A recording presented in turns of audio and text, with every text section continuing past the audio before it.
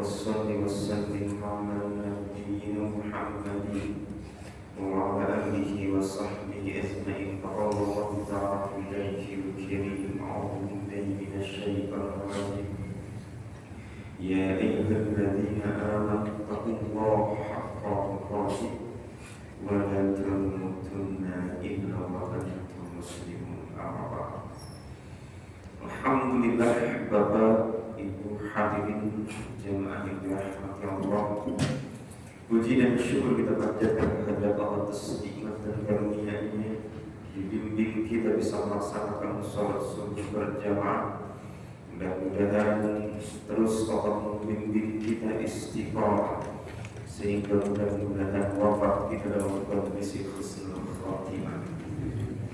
Beriring salawat dan salam tercurahkan kepada junjungan Nabi kita Nabi Muhammad sallallahu alaihi wasallam. Dan kita buka kajian kita dengan bacaan basmalah.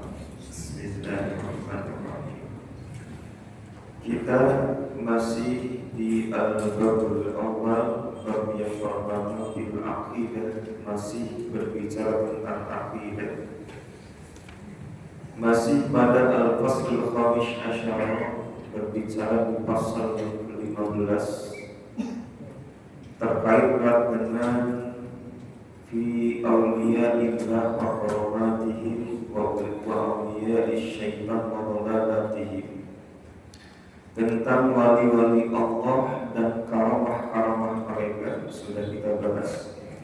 Wa awliya'ish syaitan wa dhalalatihim, dan wali-wali syaitan dengan kesesatan mereka.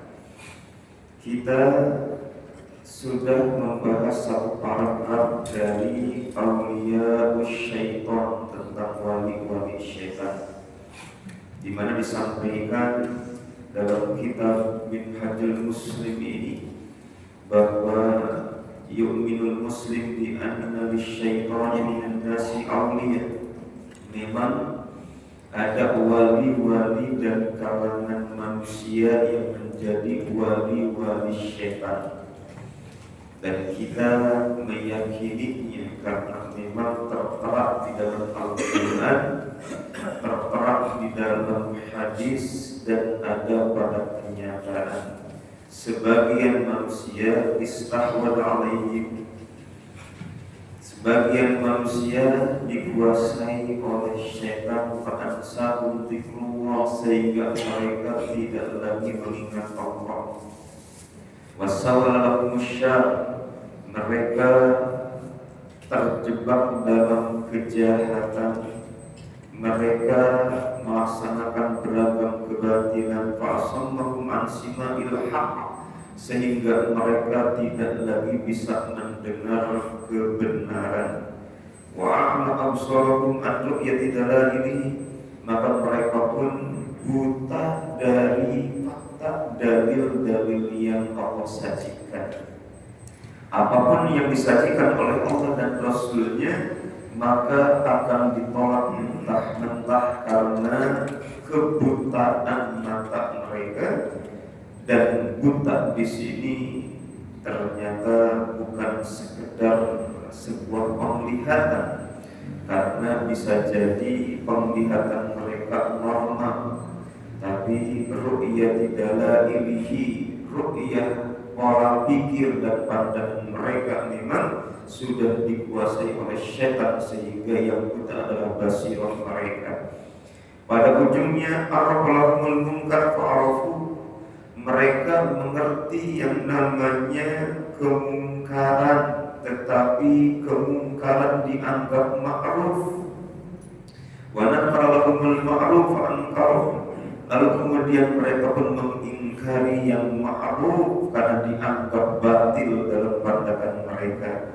Fakanu diddu awliyatillah, maka mereka itu adalah lawan dari wali Allah. Wa harban alaihim, bahkan memerangi wali-wali Allah. Hadirin jamaah yang dirahmati Allah Subhanahu wa taala, dari penjelasan tersebut kita akan masuk pada informasi yang disajikan oleh Rasul Muhammad sallallahu alaihi wasallam tentang mereka fi qaulihi, sebagaimana yang disabdakan baginda Rasulullah lamma ra'an nazman qadrumiya bihi, ketika beliau melihat sebuah bintang jatuh, bintang terbang atau bintang yang disebut dengan meteor. Qadrumiya bihi, bagaikan sebuah anak panah. Pastanar, maka langit bersinar atau bercahaya. Qol, maka beliau bersabda mukhatiban ashab, beliau berbicara, berkhutbah di hadapan sahabat-sahabatnya. Ma kuntum taquluna li misli hadhihi fil jahiliyah, apa pandangan kalian terhadap kondisi ini di zaman jahiliyah? Kalau ada bintang yang seperti terbang bagaikan anak panah melesat mengincar musuhnya, kita sebut dengan meteor. Maka apa pendapat orang-orang di zaman jahiliyah, yang mana di zaman itu kalian pernah berpendapat dengan hal yang sama? Qalu, maka para sahabat berkata, kunna naqul, yang kami sampaikan, yang kami ucapkan, yamutu azim, ini penanda meninggalnya manusia mulia. Jadi kondisi keajaiban di alam, fenomena-fenomena alam itu dihubungkan dengan kebesaran seorang manusia. Maka ini penanda bintang jatuh, penanda bahwa hari ini atau malam ini ada orang mulia, ada pembesar yang meninggal dunia. Maka itu tanda dan isyaratnya sebagai sebuah bentuk kehebatan orang mulia tersebut, sehingga bisa mempengaruhi fenomena alam. Hal yang sama terjadi pada saat gerhana, di mana Rasul pun berkhutbah dengan hal yang sama, di mana gerhana itu dianggap oleh sebagian orang sebagai penanda kematian dan kehidupan seseorang. Maka di sini pun hadisnya hampir mirip, au yuladu azim, atau ini penanda bahwa malam ini lahir calon manusia agung. Jadi bintang ini jatuh sebagai sebuah kondisi pengaruh kebesaran manusia yang lahir di malam ini. Saking hebatnya manusia tersebut, dia mempengaruhi fenomena alam. Fakal, maka pandangan jahiliyah tersebut dibantah, dikomentari oleh Rasul Muhammad SAW dengan sabdanya, innahu la yurma bihi li mauti ahadin wala li hayatihi, tidaklah itu bintang dipanahkan bagaikan panah melesat karena kematian seseorang ataupun karena kelahiran seseorang. Dia gak ada hubungan dengan kematian dan kelahiran seseorang. Walakin Rabbuna tabaraka wa ta'ala, akan tetapi inilah ketentuan Allah tabaraka wa ta'ala yang maha berkah, yang maha tinggi. Idza qada amran, apabila Allah menentukan sebuah persoalan, sabbahatul ars, maka bertasbih pemikul ars, itu malaikat. Tsumma sabbahatus sama alladzina yalunahum, diikuti tasbih tersebut oleh malaikat penghuni langit yang lain. Tsumma alladzina yalunahum, terus Setiap langit bertasbih penghuninya mengikuti tasbih dari hamalatul ars hatta yablugha tasbih ahla hadhihi sama, sampai kemudian bertasbih pula penghuni langit dunia. Langit yang pertama disebut dengan sama dunia, langit dunia. Itu langit terendah, dari mulai hamalatul ars sampai langit yang terendah, semua bertasbih ketika Allah akan menentukan sebuah persoalan. Setelah semua bertasbih, termasuk penghuni langit dunia, thumma yas'alu ahlus sama hamalatul ars, maka bertanyalah penghuni langit kepada hamalatul ars, malaikat pemikul ars. Mada qala rabbuna, apa firman Tuhan kita? Jadi Allah menentukan sesuatu dengan firman-Nya, idza arada syai'an ayyaqula lahu kun fayakun. Maka mada qala rabbuna, apa firman Allah? Fayukhbirunahum, maka diinformasikanlah ketentuan Allah tersebut kepada penghuni langit. Summa yastahbir ahlu kullas sama, sehingga kemudian setiap penghuni langit mendengar kabar ini. Hatta yablughul khabar ahlus ahlas sama di dunia, sampai kemudian kabar ini sampai pula pada penghuni langit pertama. Wa tahtafus sayatin, saat itu langit tidak dijaga, maka setan-setan mencuri dengar. Fatahtabus sayatinus sam'a, setan mencuri kabar langit karena langit belum dijaga. Maka saat kemudian langit dijaga oleh Allah dengan bintang-bintang, fayarmaun, maka mereka dilempari oleh bintang-bintang jatuh tersebut, dilempari oleh meteor. Fayaqdifuna ila awliyaihim fama ja'u bihi ala wajhihi fahuwa walakinnahum yazidun.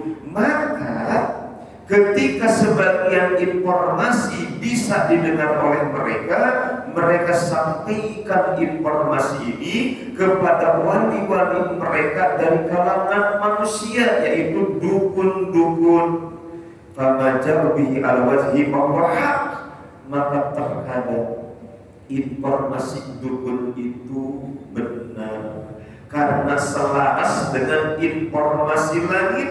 Walakinnahum yazidun, tapi informasi yang satu yang benar tadi disampaikannya dengan berbagai macam informasi hoax. Satu informasi yang dicuri ditambah dengan 100 informasi bohong, sehingga seolah-olah banyak kabar langit yang diterima, dan itu kemudian seolah-olah informasi yang punya validasi karena datang dari langit, sumbernya dari malaikat. Informasi turun bertahap dari hamalatul ars ketika mendengar ketentuan Allah dalam firman-firman Allah yang disampaikan kepada mereka. Maka disinilah subhatnya jemaah. Subhatnya ketika Yusuf, para pengguna jasa dukun, mendapatkan informasi tentang berbagai macam persoalan, ternyata satu orang tepat. Benar, luar biasa bah dukun ini. Apa yang disampaikan sesuai, tepat, nyata dalam kenyataan dan fakta yang terjadi. Maka satu yang tepat ini disampaikan kepada yang lain bahwa dukun ini dukun tokcen. Padahal dari 100 user yang datang menggunakan jasa dukun, 99 user tersebut tidak mendapatkan apapun kecuali kebohongan, tidak bisa mendapatkan yang disebut dengan keajaiban. Yang mendapatkan keajaiban terkait dengan kondisi dan kenyataan cuma satu orang saja. Inilah fakta yang terjadi. Ditipu mentah-mentah oleh dukun, tapi informasi yang satu justru lebih populer dan menjadi tanda bahwa ini dukun mantap, manjur, luar biasa, berbondong-bondong manusia datang untuk meminta saran, meminta advice dan berbagai macam solusi dari kehidupan mereka. Hadis ini riwayat Imam Tirmidzi dalam kitab Shahihnya, begitupun Imam Muslim dan Imam Ahmad. Hadirin jamaah yang dirahmati Allah Subhanahu wa taala, ini menunjukkan betapa besarnya subhat mampu membuat manusia tertipu, karena seperti benar padahal dusta, seperti sebuah karomah padahal ternyata sihir, seperti keajaiban yang sesuai dengan takdir Allah padahal ternyata datang dari penipuan setan yang kalaupun benar karena memang datang dari kabar langit. Wa fi qawlihi, dan sabda Rasul yang lain tentang bagaimana kehebatan dari aulia as-syaitan ini. Lamma su'ila anil kuhan, ketika Rasul ditanya tentang para dukun, laisu bisyai'in, gak punya kemampuan apapun. Disinilah kaum muslimin, kita sebagai orang yang beriman jangan sampai terpengaruh dengan sihirnya para dukun. Kenapa? Rasul yang menyatakan laisu bisyai'in, gak ada kemampuan apapun, gak punya kehebatan apapun. Kalaupun hebat retorika di lisan atau kemampuan mempengaruhi yang membuat terhipnotis pandangan kita, tapi pada hakikatnya laisu bisyai'in, gak punya kemampuan apapun. Faqalu, mereka bertanya, para sahabat menyampaikan argumen, innahum yuhaddisuna ahyanan bisayyin fayaqulu haqqan. Nah, betul ya Rasulullah. Innahum, sesungguhnya mereka, yuhaddisuna, mereka berkata, menyampaikan kepada kami ahyanan, satu ketika, bisayyin, dengan sesuatu, fayaqulu haqqan, tapi kemudian ternyata benar. Jika memang tidak ada satu nilai pun dari kemampuan mereka, mereka itu hanya penipu dan jalur. Kalau bahasa Rasulullah di hadis yang lain, dan jalur para penipu. Tapi kenapa kadang-kadang ahyanan ketika mereka menyampaikan sesuatu, melakukan trik tipu sihir mereka, fayaqulu haqqan, ternyata selaras dengan kenyataan, benar apa yang mereka sampaikan.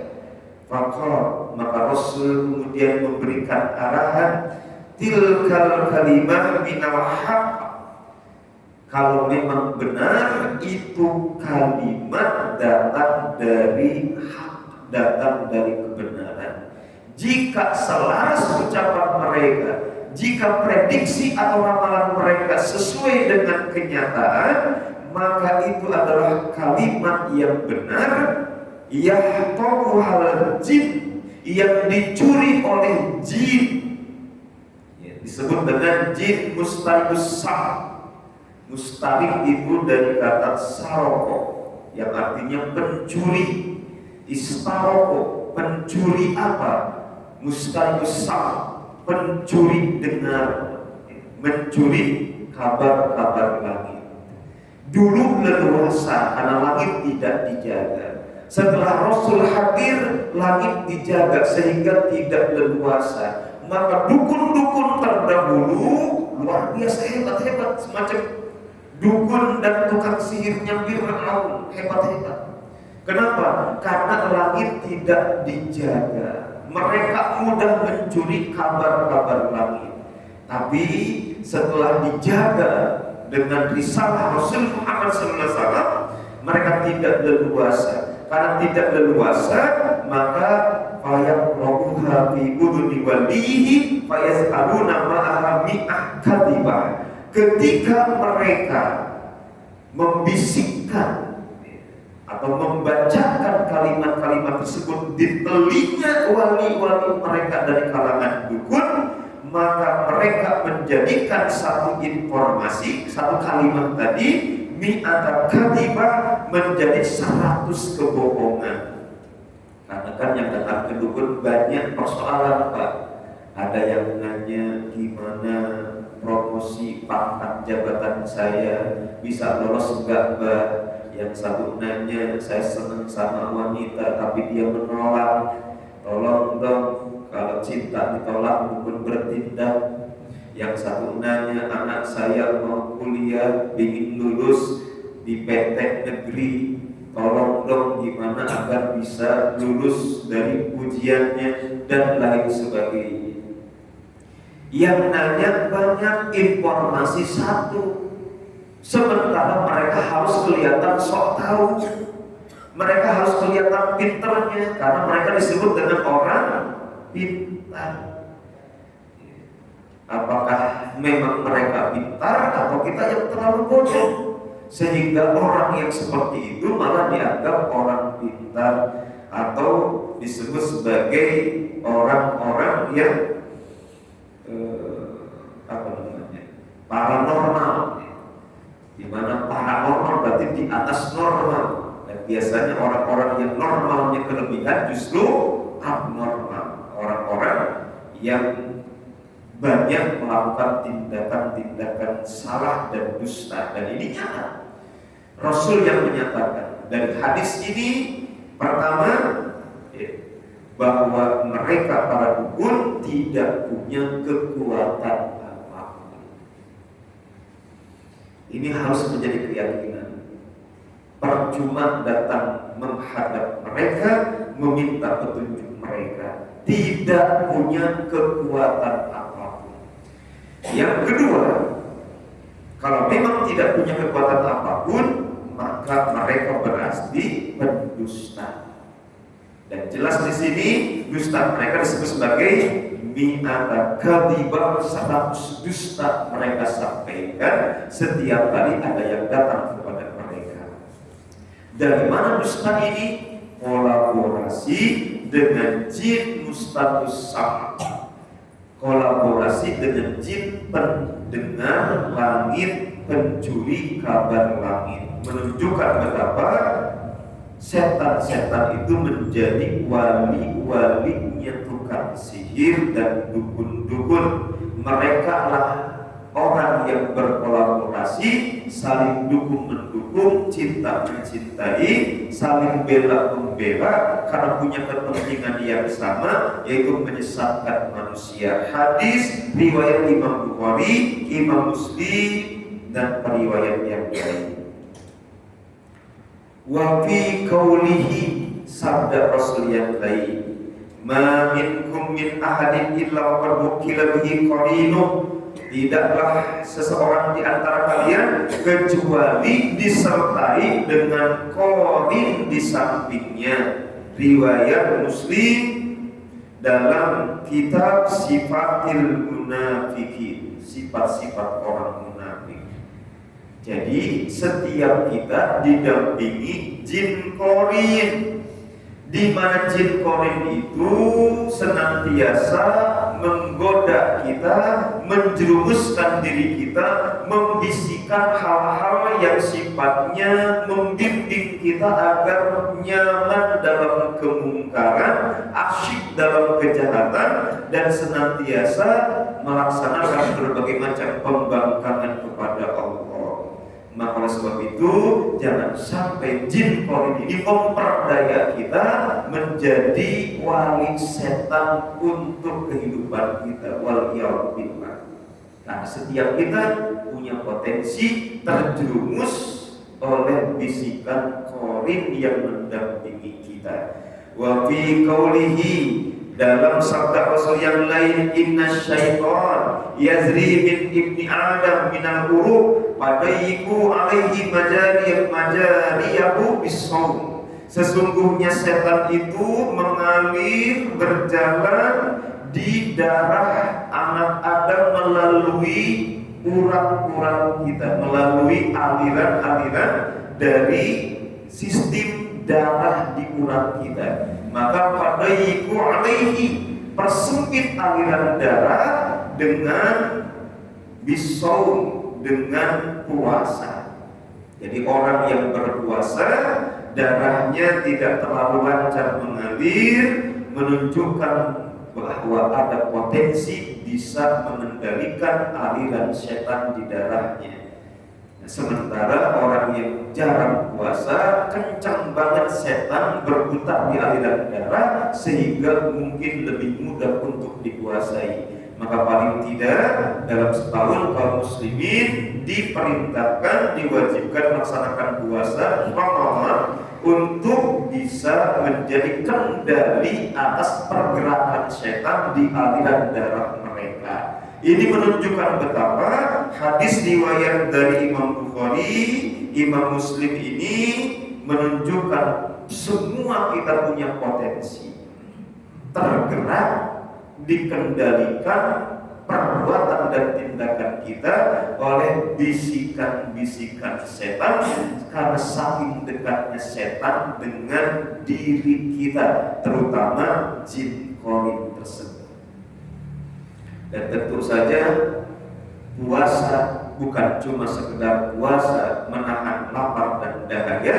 Puasa di sini di antara yang paling hakiki. Andai ingin setan tercegah secara bebas mengalir di darah kita, jaga makanan kita dari barang-barang yang haram. Karena barang-barang yang haram akan membuat setan berpesta pora, akan membuat setan mudah bergerak memperdaya kita. Barang-barang yang haram membuat diri kita menjadi budak-budak setan. Karena apa? Barang-barang yang haram tidak akan mungkin menegakkan amal ibadah. Yang ada adalah setan istahwada alaihim, menguasai gerak-gerik kehidupan kita. Ya ayyuhar rusul kulu minat thayyibati wa'malus sholihan. Hei para rasul, makan yang halal dan thayyibah dan beramal dengan amal yang soleh. Nah, ini mengisyaratkan bahwa kalau makanan yang halal dan thayyibah akan menjadi energi amal soleh, berarti makanan yang haraman khabisan, makanan yang haram buruk dan tidak Allah ridhoi, akan menjadi wasilah energi kekuatan syaitan. Sekali lagi, ya ayyuhar rusul, hai para rasul, kulu minat thayyibati wa'malus sholihan. Makan yang halal dan thayyiban, maka beramal dengan amal yang soleh, yaitu makanan yang halal dan thayyiban akan menjadi energi kesolehan. Maka sebaliknya, makanan yang haram dan khabisa, makanan yang busuk dan haram akan menjadi energi kesalahan, menjadi kekuatan setan untuk menguasai kita. Mara'ahu wa syahadahu mi'at qulub bashar min ahwali sayyitoniyah gharibah fi kulli zaman wal makan. Dan di antara wujud adanya aulia syaitan, bahwa wali setan itu ada, kesaksian ratusan ribu manusia tentang kondisi kesetanan.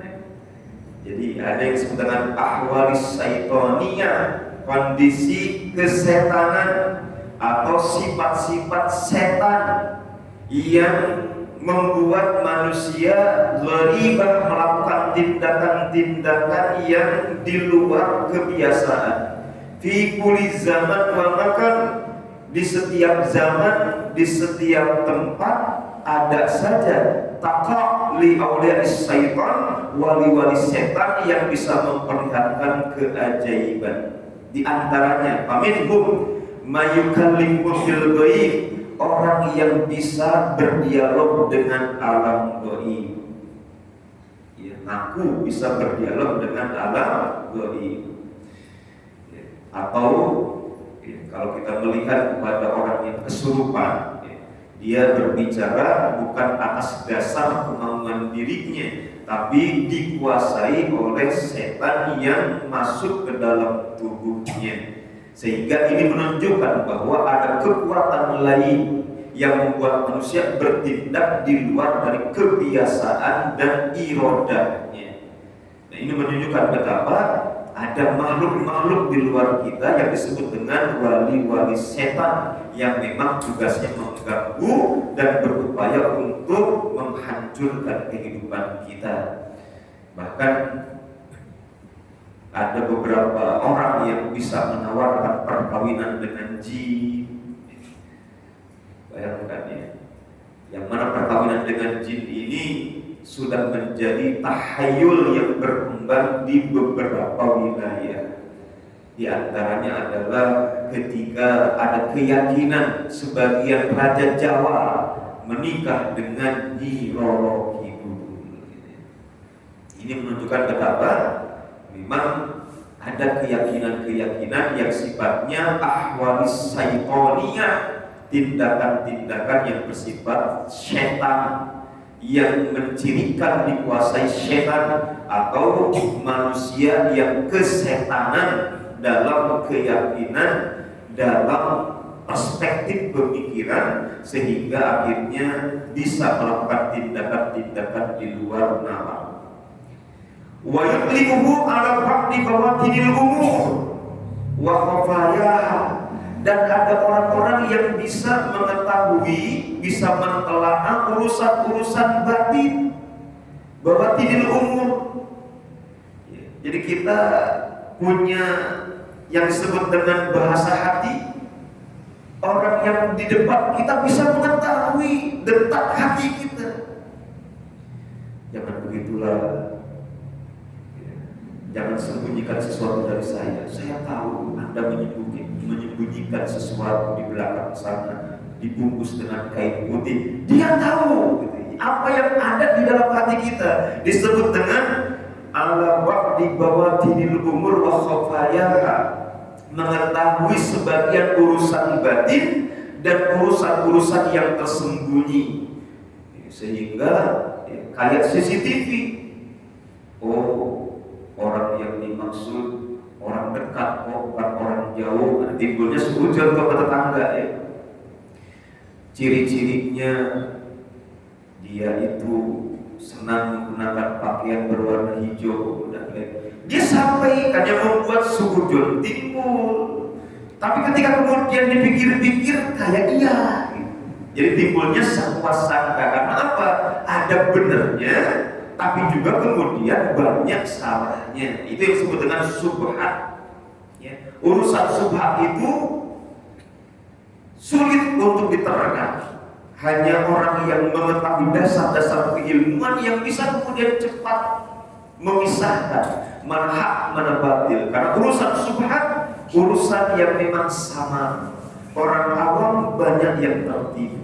Dan di antara urusan subhat yang berkembang, yang bikin orang tertipu adalah bid'ah. Kesannya ibadah tapi bukan ibadah. Kesannya taqarrub tapi ternyata gak ada dalilnya. Kesannya ketaatan tetapi jauh dari sunnah. Kesannya sunnah, tetapi ternyata malah bid'ah tadi. Itu disebut dengan syubhat. Kalau ada ulama mengatakan syubhat dan bid'ah itu nggak terampuni, bukan nggak terampuni, tapi karena pelakunya nggak mungkin tobat. Jadi kalau orang nggak tobat ya nggak bakal diampuni. Kenapa nggak tobat? Karena orang tersebut merasa sudah benar. Orang nggak mungkin tobat dari yang namanya benar. Orang berbuat soleh lalu tobat dari kesolehannya, mana bisa? Orang tobat itu dari kesalahan. Orang tobat itu dari dosa dan kemungkaran. Kalau orang sudah berbuat amal soleh, diminta tobat dari amal solehnya, dia bingung.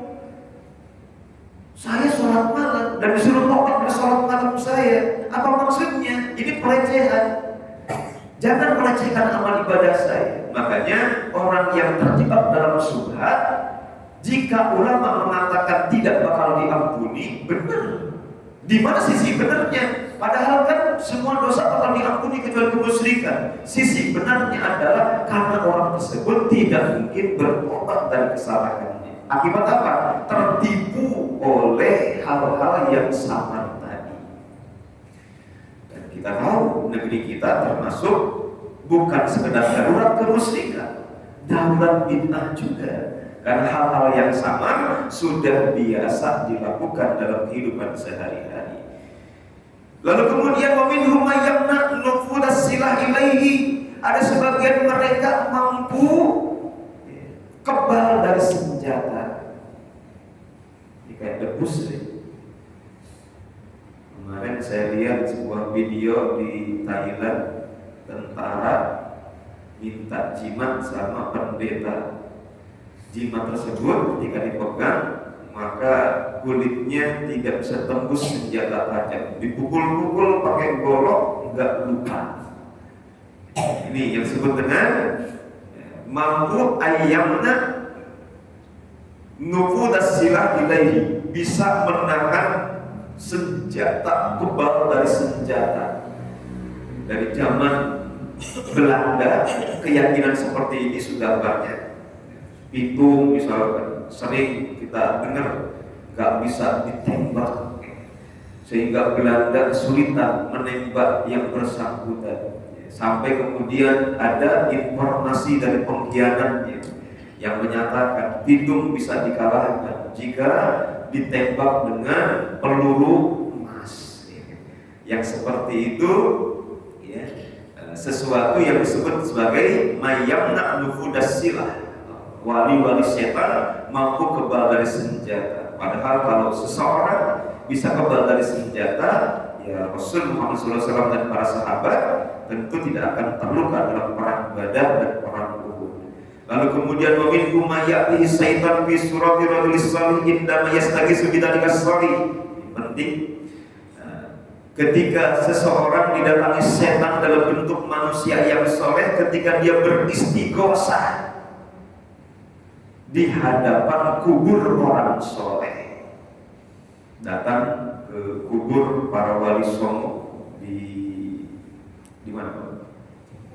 Di Cirebon, di Demak. Kalau kemudian ternyata walinya datang ngaku Sunan Kalijogo, menyampaikan pesan. Nah, ini yang disebut dengan suratul rajul as-salih indama yastaghisu bidzalika salih. Ketika beristighosah dengan wali tersebut, maka tiba-tiba muncul sang wali seolah-olah hadir di hadapan yang bersangkutan. Atau wali tagririhi wa tadlilihi wa hamlihi ala syirki billahi wa ma'asihi. Ketika wali-wali setan menipu, menyesatkan dan mengajak kepada kemusyrikan dan kemaksiatan, yaitu tentu saja kalau mendapatkan rapalan-rapalan tertentu, kadang-kadang yang disampaikan ini dipakai ya, tapi jangan sampai kemudian ada air wudhu. Nah, ini berarti dia diminta kalau memang ingin mantap jimatnya, jangan sama sekali kena air wudhu. Berarti tidak boleh sholat, atau ketika kemudian tidak boleh membaca ayat-ayat Al-Quran, atau ketika kemudian membuangnya, membaca ayat di dalam WC. Nah, ini yang disebut dengan litaghririhi wa tadlilihi wa hamlihi ala syirki billah wa ma'asi. Ya, ditipu sehingga sesat dan akhirnya muncul kemusyrikan dan kemaksiatan karena jimat-jimat itu mengharuskan kita jauh dari Allah SWT. Sedikit lagi, wa minhum man qad yahmiluhu ila baladin ba'idin aw ya'tihi bi asfasin aw hajatin min amakin ba'idah. Di antara mereka ada yang kemudian dibawa ke tempat yang jauh. Dulu sering di kampung-kampung anak dicuri kalau wewe, hilang selama 40 hari, hilang selama 1 bulan, begitu balik lagi cerita.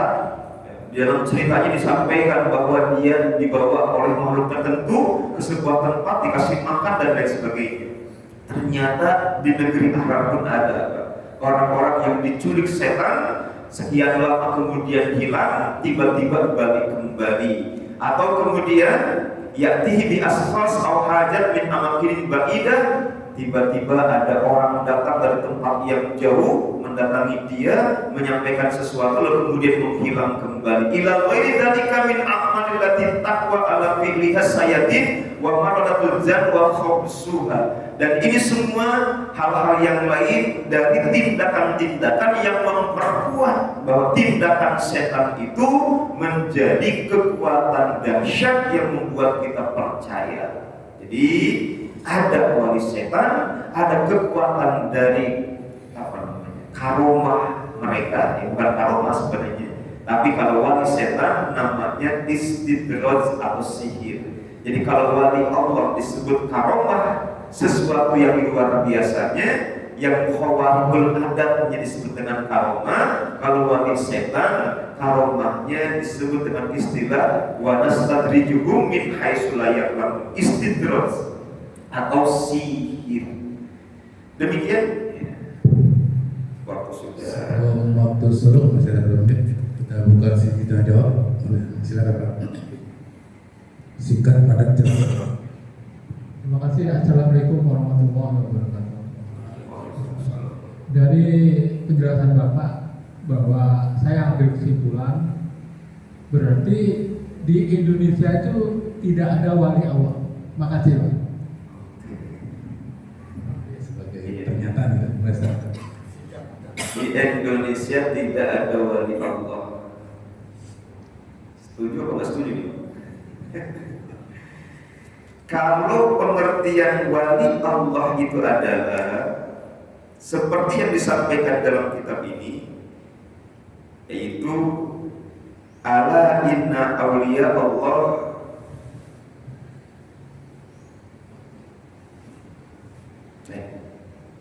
Al-Anfal 34. Wa ma kanu awliya'ahu in awliya'ahu illal muttaqun.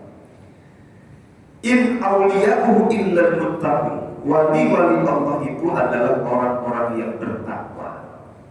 Maka insyaallah dari mulai adanya Islam di Indonesia sampai hari ini tanggal 28 Desember 2025, Allah tentu tidak akan kemudian menyisakan orang salah.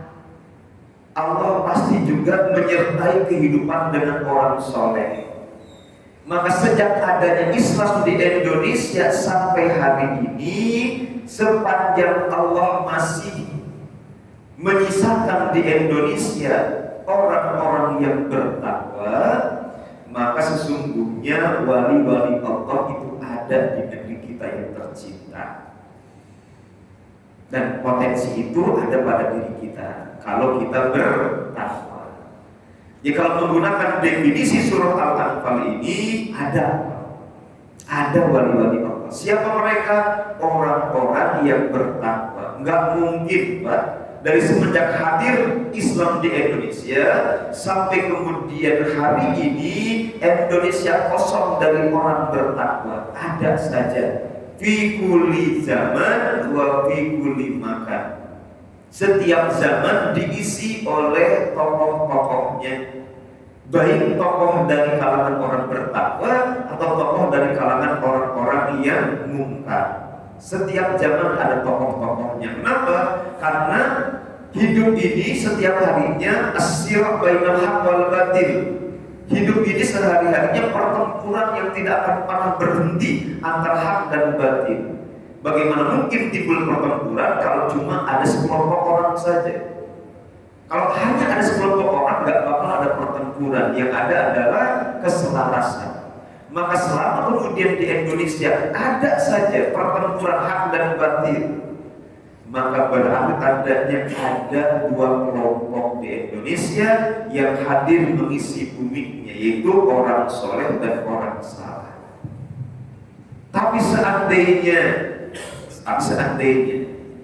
yang ditunjuk sebagai wali-wali itu ternyata hanya tokoh fiktif, atau ternyata tidak terbukti kewaliannya, karena memang hanya tokoh biasa tetapi diangkat oleh orang tertentu untuk menipu manusia. Karena sekarang kuburan aja kan ada kuburan fiktif.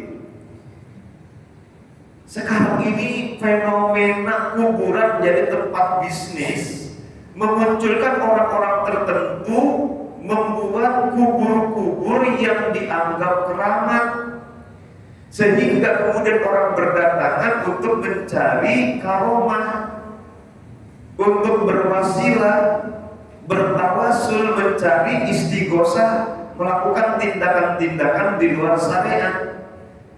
Berarti menunjukkan, hadirin yang dirahmati Allah Ta'ala, ada memang yang ditunjuk sebagai wali, tapi ternyata bukan wali.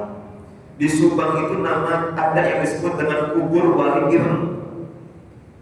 Jadi ada kuburan di Subang namanya kuburan wali ireng. Kalau disebut dengan wali ireng, wali sendiri kan berarti tanda itu tadi lekat dengan orang-orang soleh. Tapi orang-orang yang paham makna ireng, terutama orang setempat, ngerti bahwa orang tersebut sebenarnya adalah dukun. Cuma udah kadung, kalau udah kadung ini masyarakat ini wali, maka yang datang adalah orang yang seolah-olah ingin bertakarub kepada Allah Subhanahu wa Ta'ala, beristighosah di sisi kubur, meminta kepada orang yang ada di dalam kubur agar kemudian menjadi wasilah antara dirinya dengan Allah Subhanahu wa Ta'ala. Maka muncullah firman Allah yang disebut dengan ma'buduhum illa yuqarribuna ila Allahi zulfa. Keyakinan mereka itu ibadah dalam kerangka agar tambah dekat dengan Allah, padahal ternyata isinya adalah kemungkaran karena bertolak belakang dengan syariat Allah. Jadi yang Bapak tanyakan, ada benar satu sisi jika wali-wali tertentu itu fiktif. Wali-wali tersebut cuma rekayasa karangan manusia, atau sudah kadung dianggap wali padahal ternyata hanya manusia biasa. Karena andai pun wali, Pak, kalau kita ziarah jauh-jauh dari tempat kita ke tempat mereka itu terlarang. La tasyuddu rihal illa fi salasati masajid. Jangan melaksanakan perjalanan jauh kecuali pada 3 masjid. Kalau 3 masjid saja yang kemudian diperkenankan perjalanan jauh, sementara masjid yang lain tidak diperkenankan, maka apalagi kuburan, kata para ulama.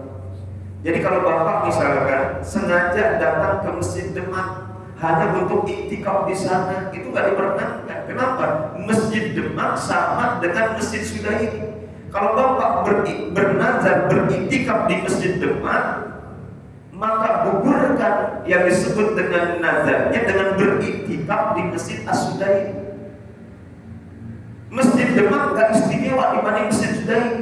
Karena dia tidak istimewa di masjid dibanding Masjid As-Sudairi, maka masjid ini sama dengan Masjid Demak, nggak ada istimewa-istimewanya kecuali karena dia masjid Allah. Keistimewaannya karena masjid, bukan karena Masjid Demak lebih istimewa dibanding Masjid As-Sudairi. Keistimewaannya cuma ahabul biqa ilallah, tempat yang paling Allah cintai ya masjid. Berarti Masjid Demak dengan Masjid As-Sudairi sama-sama dicintai oleh Allah dengan kedudukan yang setara.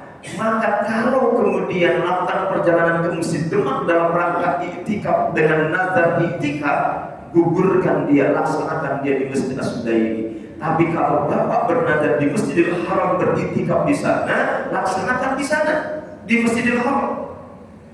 Kalau tidak dilaksanakan di sana, nggak bakal selesai nazarnya dengan dilaksanakan di sini. Karena apa? Karena istimewanya Masjidil Haram. Kalau kemudian Bapak kesulitan datang ke Masjidil Haram, gugurkan nazarnya dengan bayar kafarat, di antaranya puasa 3 hari.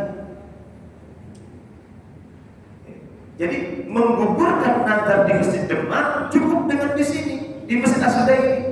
Tapi menggugurkan nazar di Masjidil Haram harus di Masjidil Haram. Itu disebut dengan latas sudurihal. Kalau ke masjid saja cukup masjid yang terdekat, maka ziarah kubur pun cukup kubur terdekat.